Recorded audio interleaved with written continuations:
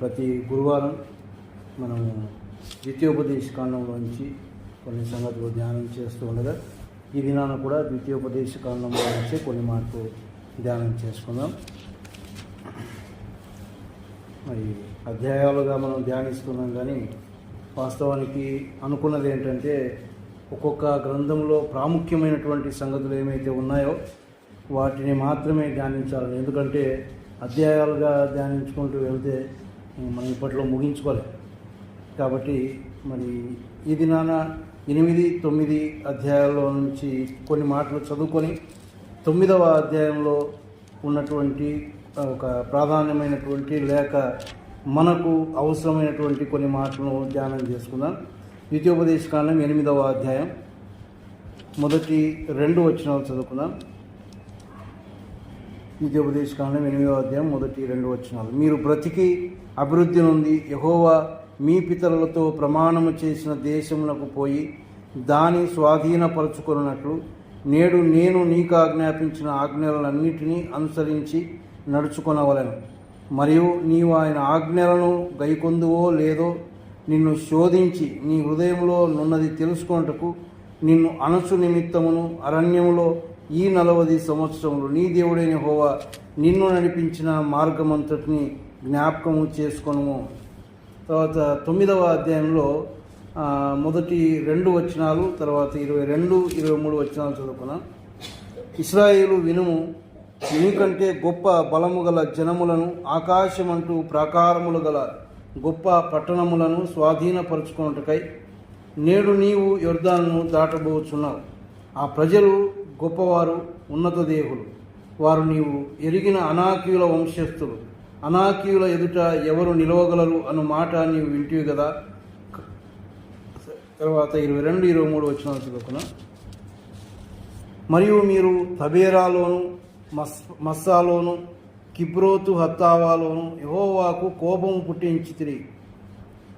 యెహోవా మీరు వెళ్ళి నేను మీకు ఇచ్చిన దేశమును స్వాధీనపరుచుకొనుడని చెప్పి కాదేశు బర్నేయాలో నుండి మిమ్ము పంపినప్పుడు మీరు మీ దేవుడైన యెహోవాను నమ్ముకొనక ఆయన నోటి మాటకు తిరగబడితిరి, ఆయన మాటను వినలేదు.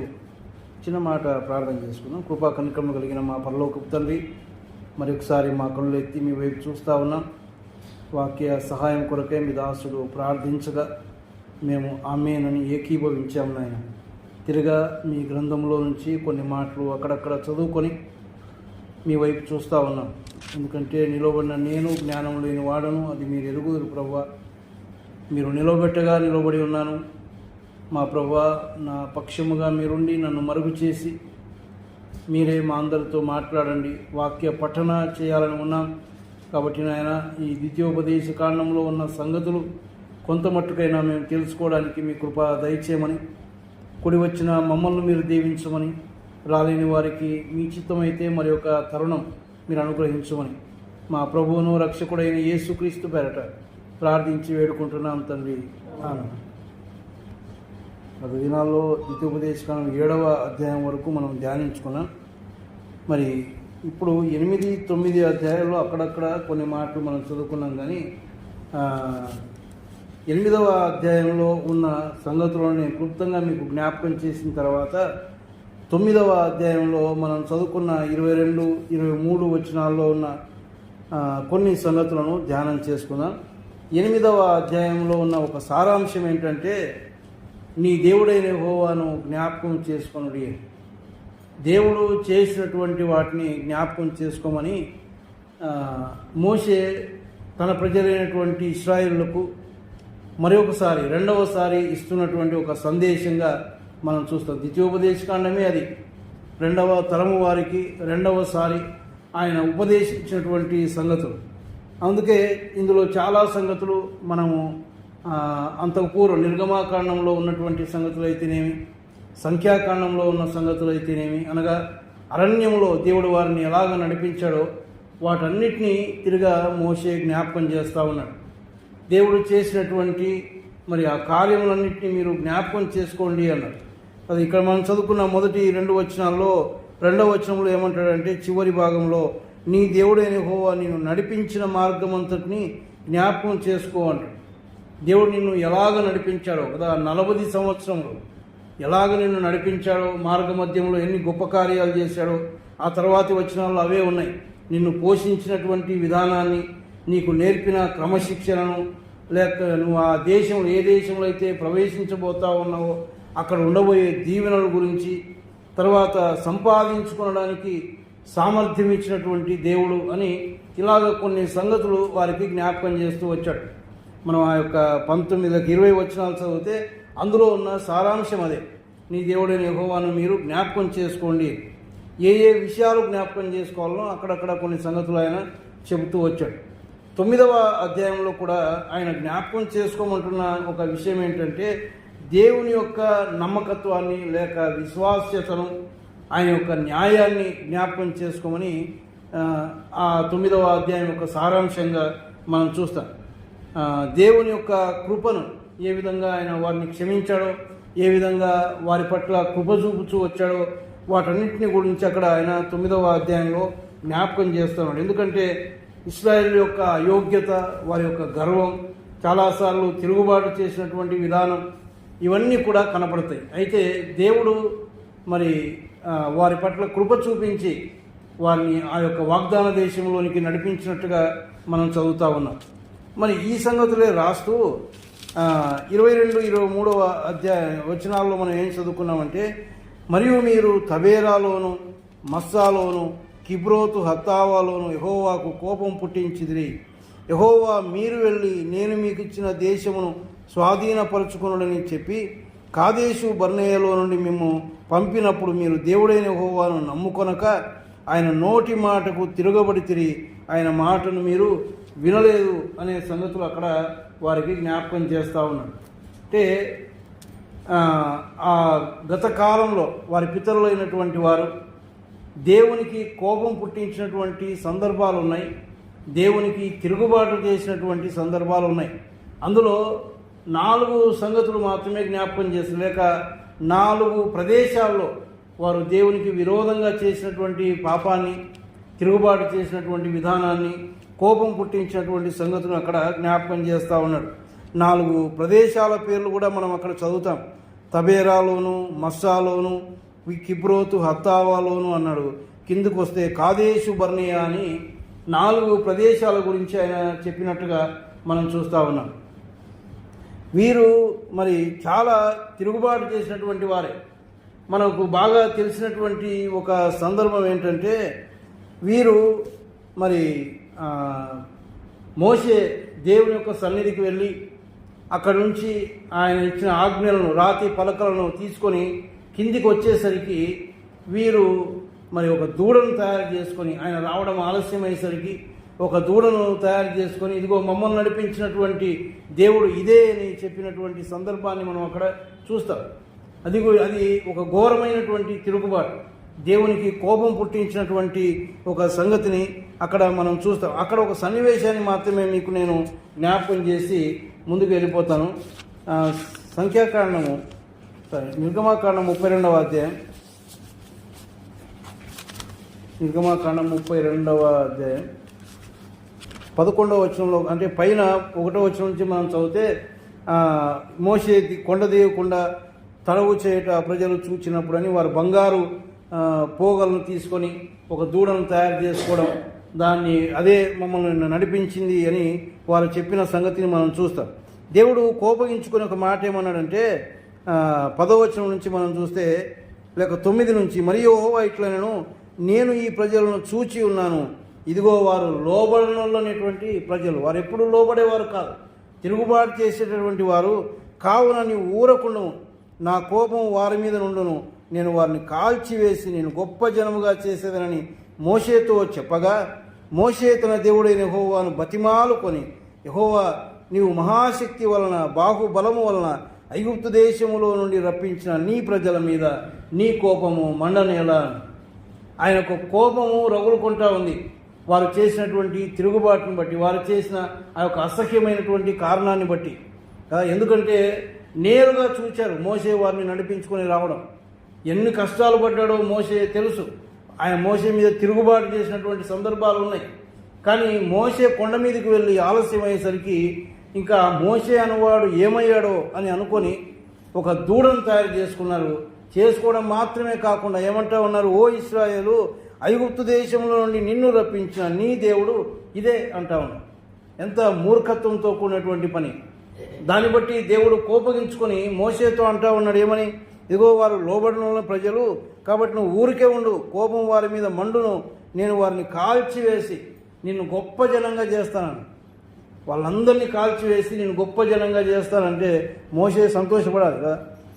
సరిపోయిందిలే వాళ్ళు చేసిన పనికి, నేను కూడా ఎంత ప్రయాసపడినాను, అక్కడి నుంచి కూడా ఎన్ని కష్టాలు పడ్డాను నేను, నేను వచ్చేసరికి ఇంతగా చెడిపోయారు, పోతే పోయింది, దేవుడు నన్ను గొప్ప జనంగా చేస్తాడు కదా అని అనుకోవడం లేదు.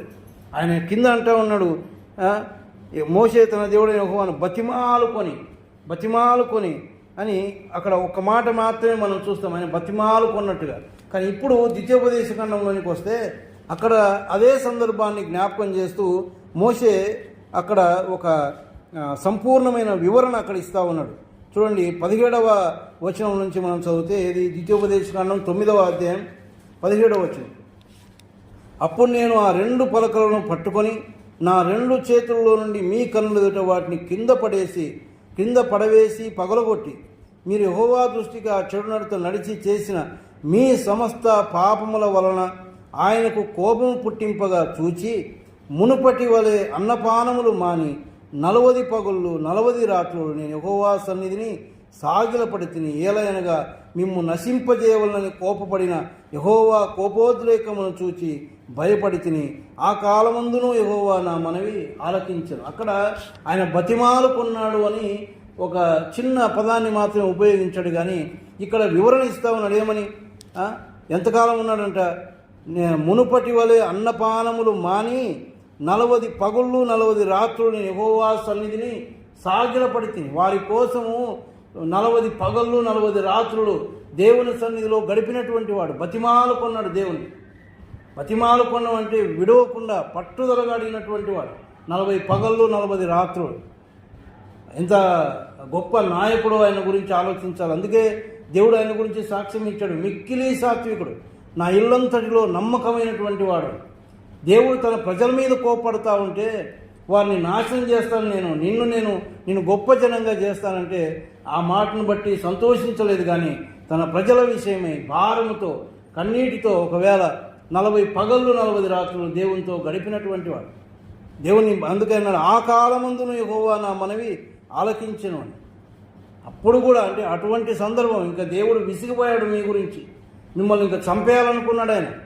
కానీ ఆ సమయంలో కూడా ఎప్పుడైతే నేను మనవి చేసుకున్నానో, బతిమాలుకున్నానో, అప్పుడు దేవుడు మరి నా మనవి ఆలకించాడు. తర్వాత కిందికి వస్తే చెప్తాడు, అహరోను విషయంలో కూడా ఆయన బతిమాలుకున్నట్టుగా మనం చదువుతాం. మొత్తానికి ఆయన యొక్క దేవుడు మనవిని ఆలకించి వారి మీద ఉన్నటువంటి కోపాన్ని తీసివేసుకున్నాడు. అటువంటి గొప్ప కార్యాలు దేవుడు చేసి ఉండగా వాటిని గురించి జ్ఞాపకం చేస్తా, మీరు ఎంత తిరుగుబాటు చేశారు అంటే, మీ పితరులైనటువంటి వారు ఒక్కొక్క స్థలంలో ఒక్కొక్క విషయాన్ని బట్టి ఎంతో తిరుగుబాటు చేసినటువంటి వారు, దేవునికి కోపం పుట్టించినటువంటి వారు అని ఒక 4 స్థలాలను చూపిస్తూ ఉన్నాడు. ఈ 4 స్థలాలు కూడా విశ్వాసులైనటువంటి మనకు 4 హెచ్చరికలు. ఆనాడు వారు దేవునికి కోపం ఎందుకు పుట్టించారు, ఎందుకు తిరుగుబాటు చేశారు, ఈనాడు అనుకోనకుండానే మనం ఎరగకుండానే అలాంటి తిరుగుబాటు మనం చేస్తున్నామేమో, అలాంటి విధంగా దేవునికి కోపం పుట్టిస్తున్నామేమో తెలియదు. కాబట్టి దేవుడు మనకు కూడా ఒక హెచ్చరిక ఇస్తూ ఉన్నాడు. ఆ 4 సంగతులను మన ముందుంచి చూడండి ఏమన్నాడు. మొట్టమొదట అంటే, మరియు మీరు తబేరాలోను మస్సాలోను కిబ్రోతు హత్తావాలోను యెహోవాకు కోపము పుట్టించితిరి. ఎక్కడ కోపం పుట్టించారు? తబేరాలో కోపం పుట్టించిరి అన్నాడు. ఈ తబేరా ఎక్కడుంది అని మనం చూస్తే చూడండి, సంఖ్యాకాండం 11వ అధ్యాయం మొదటి 3 వచనాలు మనం చదువుకుందాం. జనులు ఆయాసమును గూర్చి సనుగుచుండగా అది యెహోవాకు వినబడెను. యెహోవా దాన్ని వినినప్పుడు ఆయన కోపము రగులు కొనెను. యెహోవా అగ్నివారిలో రగులుకొని ఆ పాలెములో ఒక కొనను దహింపసాగెను. జనులు మోషేకు మొరపెట్టగా మోషే యెహోవాను వేడుకొనినప్పుడు ఆ అగ్ని చల్లారెను. యెహోవా ఆ అగ్నివారిలో రగులు కొనినందున ఆ చోటికి తబేరా అను పేరు పెట్టెను అన్నాడు. అక్కడ తబేరా అని పైన 1 నుంచి కింద ఏమన్నాడు మంట. అంటే దేవుని యొక్క కోపం వారి మీదకి వచ్చింది, అగ్ని రగులుకున్నట్టుగా మనం చూస్తూ ఉన్నాం, మంట కలిగినట్టుగా అక్కడ మనం చూస్తూ ఉన్నాం. దేవునికి వారు అక్కడ కోపం పుట్టించారు అనే మాటను కూడా మనం చదువుతా ఉన్నాం. వారు ఆయాసమును గూర్చి సనుగుచుండగా వారు సనుక్కుంటా ఉన్నారు. వారి జీవితం అంతా సనిగే, దేవుడు ఎన్ని మేలులైనా చేయని జీవితం అంతా సనిగినటువంటి వారే. దేవుని యొక్క సేవకునికి విరోధంగా, దేవునికి విరోధంగా సనిగినటువంటి అనుభవాలు ఉన్నాయి. వాటన్నిటిని బట్టి దేవుడు వారి మీద కోపగించుకున్నాడు అని దేవుని యొక్క గ్రంథంలో మనం చూస్తూ ఉన్నాం. మరి ఇదే సంగతుల గురించి అపోస్తలుడైనటువంటి పౌలు రాస్తూ ఒక మాట ఏమంటాడంటే, కొరింథీ సంఘానికి రాస్తూ మొదటి పత్రికలో, కొరింథీలకు రాసిన మొదటి పత్రిక 10వ అధ్యాయం, మొదటి పత్రిక 10వ అధ్యాయం 10వ వచనంలో, మీరు సనగకుడి, వారిలో కొందరు సనిగి సంహారకుని చేత నశించిరి అని. ఇదిగో మీరు వారిలాగా సనగొద్దు. ఆనాడు వారు సనిగి సంహారకుని చేత నశించారు, దేవునికి కోపం పుట్టించారు, దేవుని యొక్క అగ్ని రగులుకునింది. అప్పుడు కూడా మోసేనే వారి పక్షంగా ప్రార్థన చేశాడు. ఆ యొక్క అగ్ని చూడండి, అక్కడ ఏమని ఉంటుందంటే, సంఖ్యాకాండం 11లో మొదటి వచనం చివరి భాగం, యెహోవా అగ్ని వారిలో రగులుకొని ఆ పాలెములో ఒక కొనను దహింపసాగిన. అంటే ప్రారంభమైంది, అగ్ని రగులుకోవడం ప్రారంభించగానే వారు ఏం చేశారు, అప్పుడు మోషేకు మొరపెట్టుకున్నారు. మోషే యెహోవాను వేడుకున్నప్పుడు ఆ అగ్ని చల్లారెను. దేవుని యొక్క కోపాన్ని ఎన్నోసార్లు కోపం పుట్టించాడు, కానీ మోషే వారి పక్షంగా ఉండి సాత్వికుడుగా నమ్మకస్తునిగా ఉండి దేవుని ప్రజల విషయంలో విజ్ఞాపన చేసినటువంటి వాడు. అయితే వారు సనిగినటువంటి సనుగులను గురించి మోషే ఇప్పుడు 2వ తరానికి జ్ఞాపకం చేస్తూ ఉన్నాడు. ఇదిగో ఫలాని స్థలంలో మీ యొక్క పితరులైనటువంటి వారు దేవునికి కోపం పుట్టించారు, దేవుని మీద సనుగు కొన్నారు అని. ఇదే విషయాన్ని పౌలు కూడా రాస్తే ఏమంటున్నాడు, వారు సనిగి సంహారకుని చేత నశించారు, మీరు సనగొద్దు. మరి ఏ విషయాల్లో మనం సనుగుతా ఉన్నాం? కొన్నిసార్లు మనం ప్రార్థన చేస్తాం కదా, దానికి ఉత్తరం రాదు. ఆ ప్రార్థనకు ఉత్తరం ఆలస్యం అయ్యేసరికి సనుగు ప్రారంభమవుతుంది.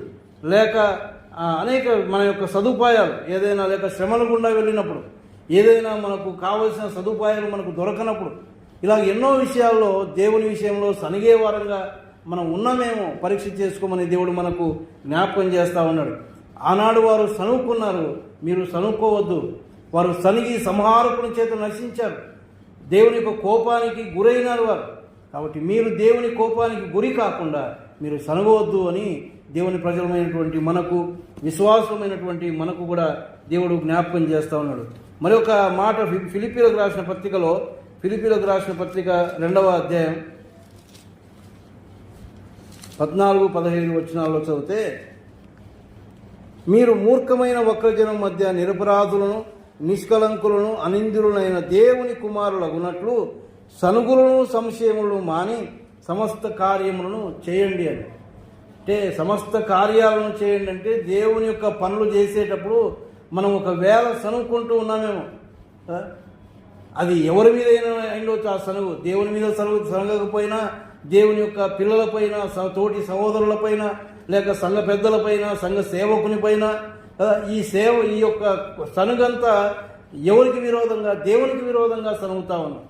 అందుకే అంటా ఉన్నాడు పైన ఒక మాట ఏమన్నాడంటే, మీరు మూర్ఖమైన వక్రజనం మధ్య నిరపరాధులను, నిష్కలంకులను, అనింద్యులైన దేవుని కుమారులగునట్టు. అంటే ఎప్పుడైతే సనుగుతామో అప్పుడు మనం దేవుని కుమారులను అనిపించుకోం. కాబట్టి ఆ సనుగు అనేది మనలో ఉండకూడదు. దేవుని పిల్లల విషయంలో, దేవుని పిల్లలకు ఉండకూడని ఒక ప్రాధాన్యమైనటువంటి లక్షణం ఏంటంటే సనుగు అనేది ఉండకూడదు. సనుగును సంశయములు మాని మీరు దేవుని యొక్క కార్యాలు చేయండి, సమస్త కార్యాలు మీరు చేయండి అంటాము. కాబట్టి ఒకవేళ ఎక్కడైనా ఆ సనుగు మనలో ఉంటే దాన్ని తీసివేసుకోవాలని దేవుడు విశ్వాసమైనటువంటి మనకు హెచ్చరిక చేస్తూ ఉన్నాడు. 2వ దాని గురించి ఏమన్నాడు అంటే, మస్సా అన్నాడు కదా, మస్సాలో కూడా మీరు దేవునికి కోపం పుట్టించారు అన్నాడు. మస్సాను గురించి చూడండి, నిర్గమకాండం 17వ అధ్యాయం, నిర్గమకాండం 17వ అధ్యాయం మొదటి నుంచి 7 వచనాలు మనం చదవాలి, కానీ కొంతవరకు చదువుకుందాం. మొదటి వచనం, తరువాత ఇశ్రాయేలుల సర్వ సమాజము యెహోవా మాట చొప్పున తమ ప్రయాణములో సీను అరణ్యంలో నుండి ప్రయాణమైపోయి రెఫీదీములో దిగిరి. ప్రజలు తమకు త్రాగ నీళ్లు లేనందున మోషేతో వాదించుచు త్రాగుటకు మాకు నీళ్ళిమ్మని అడగగా మోషే, మీరు నాతో వాదింపనేలా, యెహోవాను శోధింపనేలా అని వారితో చెప్పాను అన్నాడు.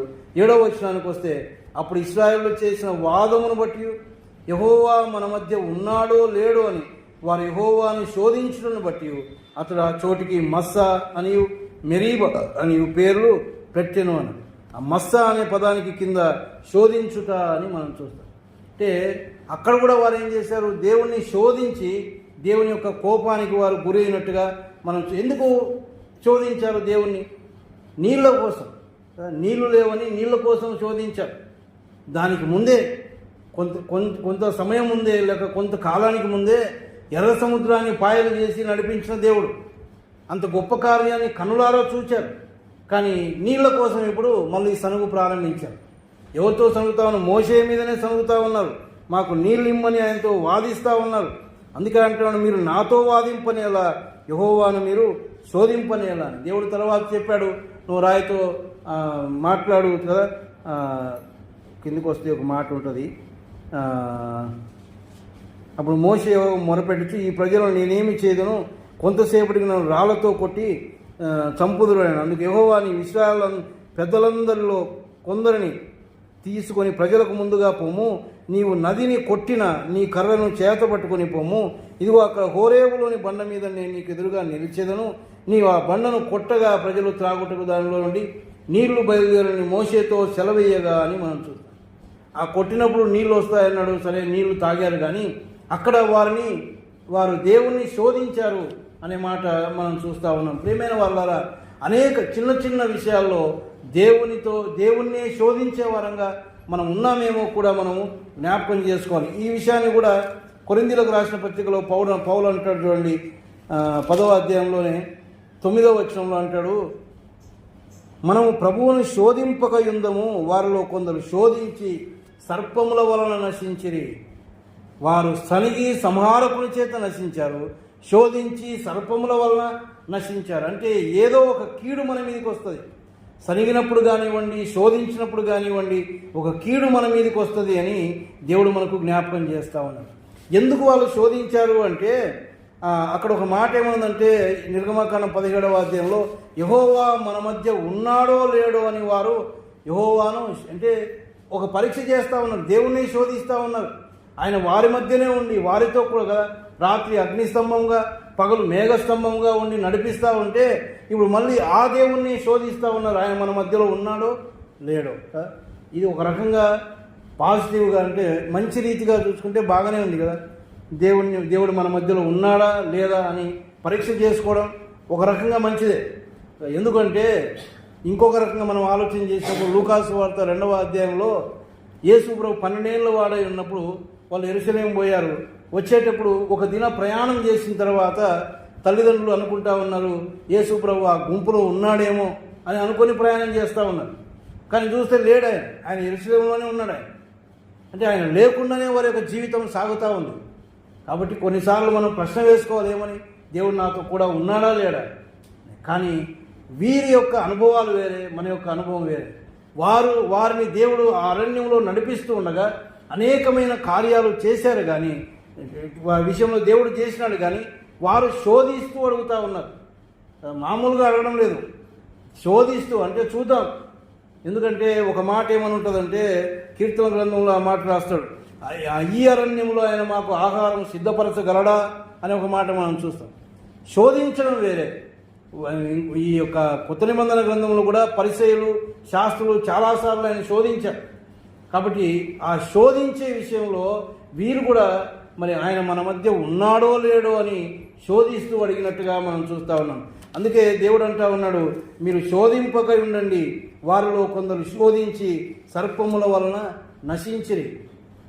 ఈ శాస్త్రులు పరిసయ్యులు ఆయనను పరీక్ష చేయడానికంటే ఆయన దేవుడా కాదా, ఆయన ఎవరో తెలుసుకోవాలన్నట్టుగా సూచక్రియలు అడిగారు. మత్తయి సువార్త 12లో మనం చూస్తే వారిని సూచక్రియలు అడిగారు. ప్రభువాను మా మధ్యలో ఫలాని సూచక్రియ చేయాలి. కానీ ఆయన ఏమన్నాడంటే, ఇదిగో యోనాను గురించిన సూచక్రియ తప్ప ఇంకేది మీ కొరకు చేయనన్నాడు ఆయన. అంటే ఆయన్ను పరీక్ష చేయడానికి, ఆయన్ను శోధించడానికి కొన్నిసార్లు అడిగినటువంటి సందర్భాలు ఉన్నాయి. అయితే దేవుని పిల్లలంగా మనం ఎప్పుడే కానీ దేవుణ్ణి శోధించకూడదు. శోధించి ఆనాడు వారు సర్పం వలన నశించారు అన్నాడు.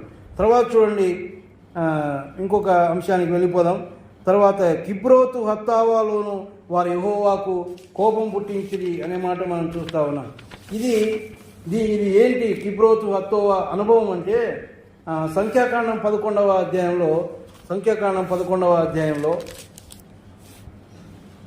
31 నుంచి మనం చదివితే, తర్వాత యెహోవా సన్నిధి నుండి ఒక గాలి బయలుదేరి సముద్రం నుండి పూరేళ్లను రప్పించి పాళెము చుట్టూ ఈ ప్రక్కను ఆ ప్రక్కను దిన ప్రయాణమంత దూరం వరకు భూమి మీద 2 మూరల ఎత్తున వాటిని పడజేసెను. కావున జనులు ఆ దినమంతయు ఆ రాత్రి అంతయు మరుసటి దినమంతయు లేచి ఆ పూరేళ్లను కూర్చుకొనుచుండిరి. తక్కువ కూర్చుకొనిన వాడు 100 తూములను కూర్చుకొనెను. తరువాత వారు తమ కొరకు పాలెము చుట్టూ వాటిని పరిచిరి. ఆ మాంసము ఇంకా వారి పండ్ల సందున ఉండగానే అది నమలక మునిపే యెహోవా కోపము జనుల మీద రగులు కొనెను. యెహోవా తెగులు చేత వారిని బహుగా బాధించెను. మాంసాపేక్ష గల వారిని జనులు అక్కడ పాతిపెట్టినందున ఆ స్థలమునకు కిబ్రోతు హత్తావా అను పేరు పెట్టబడిను. జనులు కిబ్రోతు హత్తావా నుండి హజేరోతుకు ప్రయాణమై పోయి హజేరోతులో దిగిరి. అక్కడ కిబ్రోతు హత్తావా అంటే కింద దురాశ అనే ఒక అర్థం మనం చూస్తూ ఉన్నాం. దురాశ అనుభవాన్ని మనం చూస్తూ ఉన్నాం వారి యొక్క విషయంలో. దేవుడు అన్నీ ఇచ్చాడు, కానీ వాళ్ళకి ఇప్పుడు ఏం కావాలంట? మనకి మాంసం కావాలి. ఎంత దురాశ వారికి ఉంది అంటే వారు ఏమి కష్టపడకుండా పూరేళ్లను కురిపిస్తే వాళ్ళు ఏం చేస్తూ ఉన్నారంట? ఏమంటా ఉన్నారంటే అక్కడ 32వ వచనంలో, కావున జనులు ఆ దినమంతయు ఆ రాత్రి అంతయు మరుసటి దినమంతయు లేచి ఆ పూరేళ్లను కూర్చుకొనుచుండ్రి. ఇలా పని అదే అయిపోయింది. పగలంతా అదే, రాత్రంతా అదే, మరుసటి రోజు కూడా అదే పని. అంత దురాశపరులుగా వారు దేవునికి కనిపించినప్పుడు ఆయనకు కోపము రగులు కొన్నట్టుగా మనం చూస్తూ ఉన్నాం. యెహోవా కోపము జనుల మీద రగులు కొనెను. యెహోవా తెగులు చేత వారిని బహుగా బాధించెను అనే మాట మనం చూస్తూ ఉన్నాం. వారి యొక్క మాంసాపేక్ష వలన జనులు అక్కడ వారిని పాతి పెట్టారు. ఆ యొక్క అనుభవాన్ని మరొకసారి ఇక్కడ మోషే వారికి జ్ఞాపకం చేస్తూ ఉన్నాడు. ఇదిగో మీ పితరులైనటువంటి వారు మాంసాపేక్ష, దురాపేక్ష కలిగినటువంటి వారు, దురాశ కలిగినటువంటి వారు. దేవుడు పరలోకం నుంచి మన్నానిచ్చాడు, అయినా వారికి ఆశ తీరలేదు. నీళ్లు అడిగినప్పుడు నీళ్లు ఇచ్చినాడు, అయినా వారికి ఆశ తీరలేదు. వాళ్ళు మాంసం అడిగితే ఇచ్చాడు, కానీ వీళ్ళ యొక్క ఆశ ఎలాగుందంటే పగలంతా రాత్రంతా దానికోసమే పాకలాడుతూ ఉన్నారు.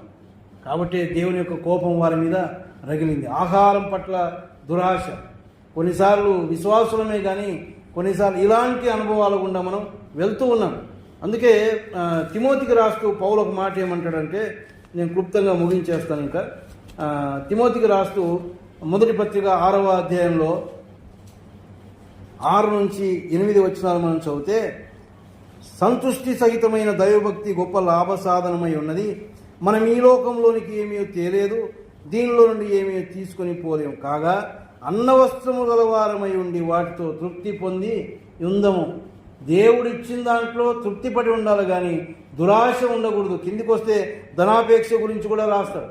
అది సమస్తమైన కీడులకు మూలమని. చాలామంది విశ్వాసులే కానీ సంపాదించుకోవడానికి ప్రయాసపడతా ఉన్నారు. ఇళ్ళ మీద ఇండ్లు కదా, స్థలాల మీద స్థలాలు ఉండాలి, మనకు సరిపోయినంత ఉంటే చాలు. కానీ విశ్వాసులే, కొంతమంది దేవుని సేవకులు కూడా ఉన్నారు. సంపాదన పగలు రాత్రి అదే ఆలోచన. అంటే దేవుని యొక్క కార్యాలను వదిలిపెట్టి, దేవుని గురించిన ఆలోచనలు వదిలిపెట్టి లోక ఆశల మీద పడినటువంటి వారి గురించి మనం చూస్తాం. అందుకే దేవుని యొక్క కోపం వారి మీద రగులుకొనింది. ఇవన్నీ కూడా దేవుడు మన కొరకే రాశాడు. అందుకే ఆ కొరింథీయులకు రాసిన మొదటి పత్రిక 10వ అధ్యాయంలో రాస్తూ ఆ మాటే అంటాడు, దృష్టాంతములుగా వారికి సంభవించి యుగాంతమందున్న మనకు బుద్ధి కలగడానికి రాయబడ్డాయి. వారు సనిగారు, సంహారకుని చేత నశించారు, వారు శోధించారు, సర్పముల చేత నశించారు, వారు నాశనమైపోయారు. వారు దురాశ పొంది వారు దేవుని యొక్క కోపం వారి మీద రగులుకొనింది, వారు మరణమైపోయి అక్కడే పాతిపెట్టబడ్డారు అని ఆ సంగతులను ఆనాడు మోషే వారికి జ్ఞాపకం చేస్తూ ఉన్నాడు. ఈనాడు మనకు కూడా ఆయన జ్ఞాపకం చేస్తా ఉన్నాడు. ఇంకొక సందర్భాన్ని, ఆ చివరి సందేశాన్ని నేను క్లుప్తంగా మీకు జ్ఞాపకం చేసి ముగిస్తాను. ఇంకొక సందర్భం ఏముందంటే, ఇంకొక స్థలం కాదేశు బర్నేయాలో నుండి అన్నాడు. అక్కడ మిమ్మల్ని పంపినప్పుడు మీరు మీ దేవుడైన యెహోవాను నమ్ముకొనక ఆయన నోటి మాటకు తిరగబడితిరి, ఆయన మాటను వినలేదు అన్నాడు. ఈ కాదేశు బర్నేయ అనేది ఒక సరిహద్దు ప్రదేశం, కనాను సరిహద్దులో ఉన్నటువంటి ప్రదేశం. అక్కడికి వెళ్ళిన తర్వాత వాళ్ళు అడిగారు, మేము పోయి ఒకసారి చూసుకొని వస్తామని కదా. చూడండి, ఒక మాట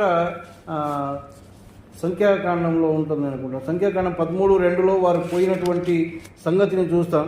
సంఖ్యాకాండం 13వ అధ్యాయం 2వ వచనంలో, నేను ఇశ్రాయేలుకు ఇచ్చుచున్న కనాను దేశమును సంచరించుటకు నీవు మనుషులను పంపుము, వారి పితరుల గోత్రంలో ఒక్కొక్క దాని నుండి ఒక్కొక్క మనుషుని మీరు పంపవలను అని కొంతమందిని అక్కడికి పంపమన్నాడు. కానీ ద్వితీయోపదేశ కాండానికి వస్తే ఒక మాట ఏముందంటే, 1వ అధ్యాయం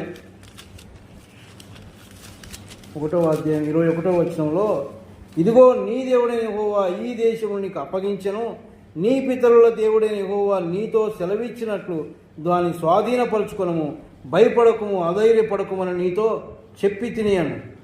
తర్వాత 26వ వచనంలోనికి వస్తే, అయితే మీరు వెళ్ళనొల్లక మీ దేవుడైన యెహోవా సెలవిచ్చిన మాటకు తిరగబడి అన్నాడు.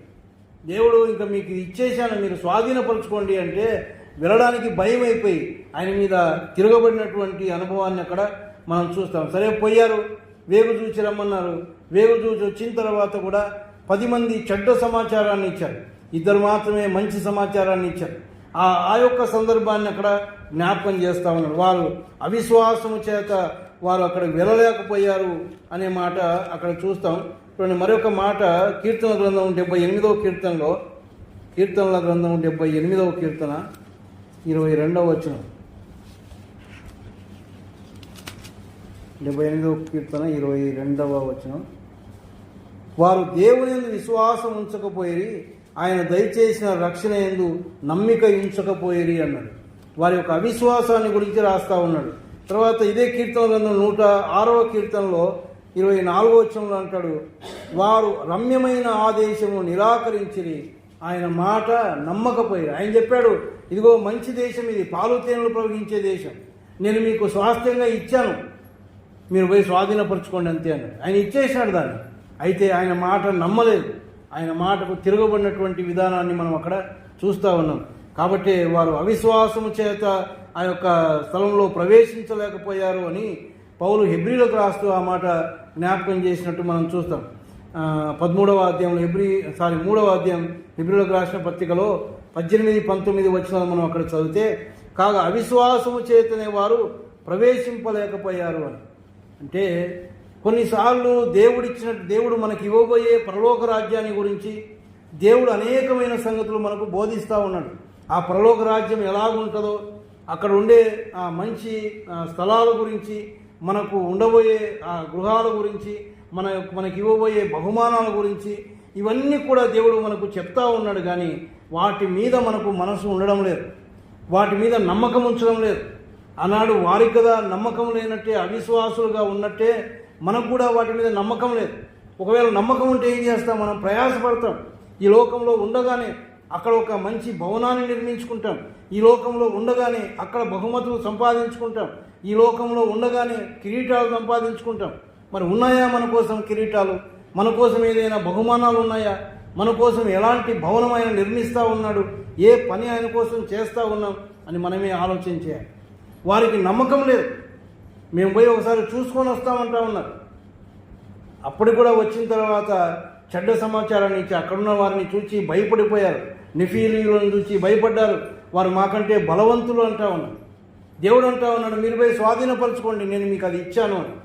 నమ్మకము లేనటువంటి, అవిశ్వాసంతో కూడినటువంటి ప్రజలుగా వారి గురించి మనం చూస్తూ ఉన్నాం. కాబట్టి ప్రియమైన వాళ్ళారా, ఆనాడు వారు ఎలాగైతే తిరుగుబాటు చేశారో అలాగే మనం కూడా కొన్నిసార్లు తిరుగుబాటు చేసే వారంగా ఉన్నామేమో, అవిశ్వాసులంగా ఉన్నామేమో, దేవుడు చెప్పే మాటలు నమ్మలేకపోతూ ఉన్నామేమో, మనం పరీక్ష చేసుకుందాం. వారు సనిగినటువంటి సందర్భాలు ఉన్నాయి.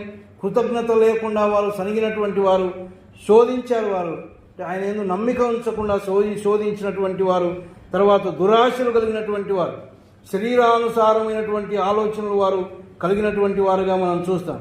అంతేకాదు ఆ యొక్క ప్రదేశానికి వెళ్ళే ముందు వారు భయపడ్డారు అక్కడున్న పరిస్థితులను చూచి. కానీ భయపడక విశ్వాసముతో మనము ముందుకు సాగవలసినటువంటి వారమని దేవుడు మనకు జ్ఞాపకం చేస్తూ ఉన్నాడు. కాబట్టి ఈ యొక్క రాత్రి వేళ మనం పరీక్ష చేసుకుందాం. మరి మనము ఎలా ఉన్నామో వారిలాగా సనిగే వారంగా, గొనిగే వారంగా, శోధించే వారంగా, దురాశపరులంగా, అవిశ్వాసంగా ఉన్నామేమో పరీక్ష చేసుకుందాం. ఒకవేళ అలాగుంటే దేవుని యొక్క కోపం మన మీద రగులుకుంటుంది. మనం దేవునికి తిరుగుబాటు చేసిన వారం అవుతాం కనుక మనం చక్క చేసుకొని అలాంటి జీవితాలు మనలో ఉండకుండా దేవుడు ఏదైతే మన నుంచి కోరుకుంటున్నాడో అలాంటి జీవితం కలిగి జీవించడానికి దేవుడు తన కృప అనుగ్రహించును గాక.